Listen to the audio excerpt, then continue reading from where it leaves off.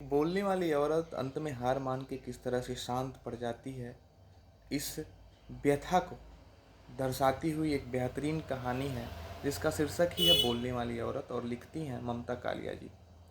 बोलने वाली औरत अपने व्यापक कलेवर में मध्यवर्गीय समाज के पारिवारिक स्थिति को दर्शाती है, जिसके केंद्रीय पात्र के रूप में शिखा और कपिल दो पति पत्नी हैं।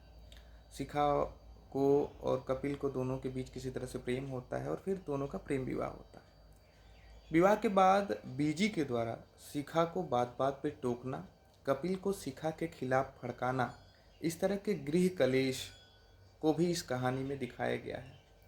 विवाह के बाद के समय को सोचती हुई शिखा अपने मन ही मन खुद को कोसती रहती है।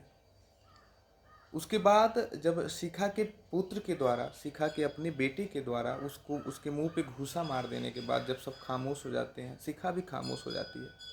फिर शिखा के माध्यम से ममता कालिया जी ने एक बहुत इंपॉर्टेंट लाइन कहवाई है जो सारी पितृसत्तात्मक सोच पे एक तीव्र व्यंग है। शिखा कहती है कि शिकार तो मैं हूँ ही, तुम सब शिकारी हो।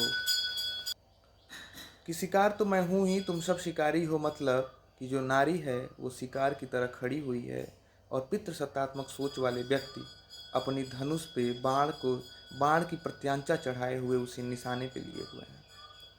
कहानी परिवार में स्त्री के कलह और घुटन को दिखाने वाली कहानी है।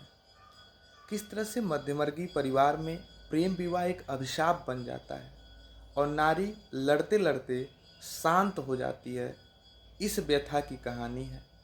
दिल को छू जाने वाली कहानी है। सारे संवाद योजना जो है बिल्कुल जीवंत है। भाषात्मक प्रयोग जो है वो ममता कालिया की विशेषता है और इस कहानी में भी देखने को मिली है।